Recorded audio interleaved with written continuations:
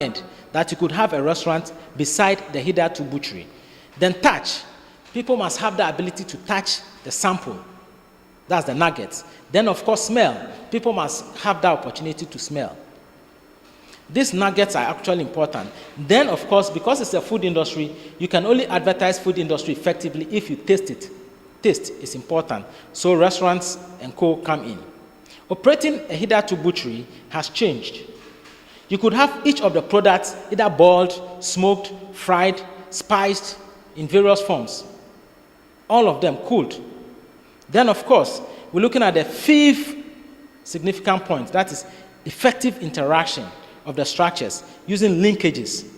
If departments are working on their own, it doesn't work well. Departments must not work on their own. They must work in relationship with other departments, such that the we versus them concept does not exist. Customer-friendly personnel need to, on receiving a customer that comes in, inquire from the customer what the request is, pass the request on, maybe on a computerized format, to the factory end. The factory end will consult the packaging, get the product done, package it, and then pass it on back to customer-friendly personnel. The customer-friendly personnel, with smile, having good subject knowledge of the product, will pass it on to the customer. Proud to doing all this, one has to meet and greet customers that come into the food industry, either to a butchery. All right. Then, of course, we come in gradually to one significant perspective, that technology, innovation has entered the hitherto butchery. We're using sound, bells, we're using computers, we're using receipt formats, and so it has opened up. No one person can do any of this. So it opens up, and the teamwork is encouraged. Customer-friendly personnel must be very knowledgeable, very knowledgeable to address issues, and must be well empowered with knowledge, such that whatever activity that they do resolves most of the problems and projects the organization high. Public image grows, and consumption is what we all expect, high consumption. Then, of course, assessment and evaluation. We're getting closer to the end of this session. Assessment. There are two forms of assessment: assessing the personnel, the workers in who are the units and the team members, and of course, assessment from external.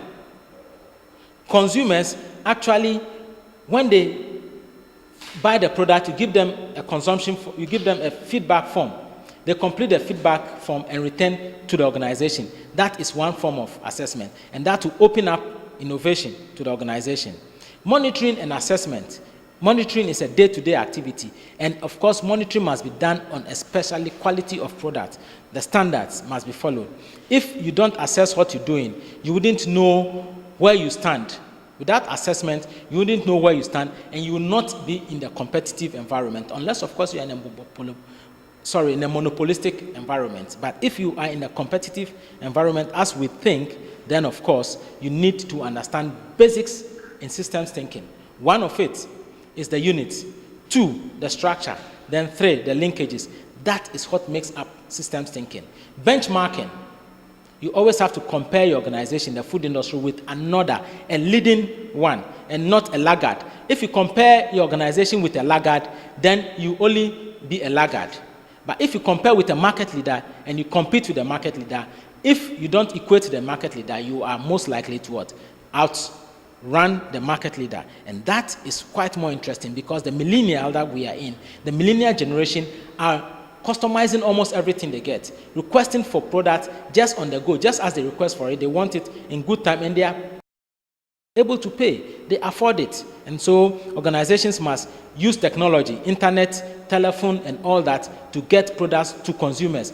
Products that consumers want, consumers must customize. Consumers are now customizing whatever they want, and that is equally very important. Hence, organizational appreciation of internal views, countrywide view, and international environment using systems thinking cannot be ignored. We're getting closer to this end, and this scheme is presenting the internal view, all factors in there, then the countrywide view, all factors in tariffs, transportation, global view, international finance, e-sales, aggressive competition, standardization, competition from other dealers in the food industry. Of course, all that must be met. All these are linked You cannot refuse to keep an eye on all of them, and that's why you build teams. No one person is more important than the organization.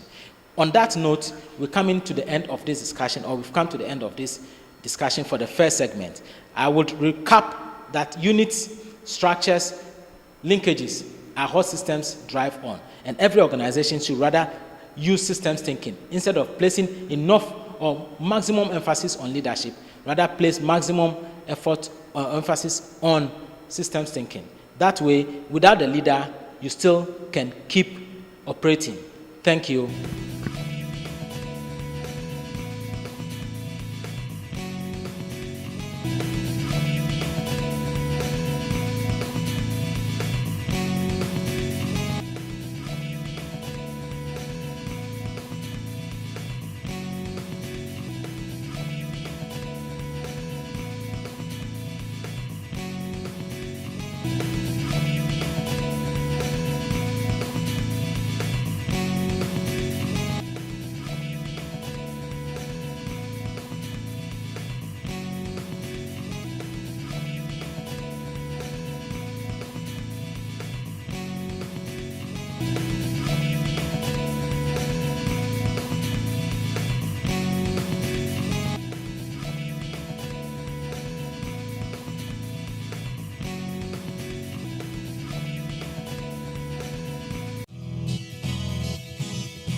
In today's competitive global market, one needs to have comprehensive real-life entrepreneurial knowledge, skills to increase clientele base,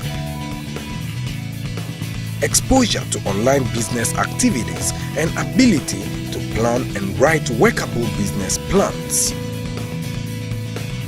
Grow your business to unprecedented heights.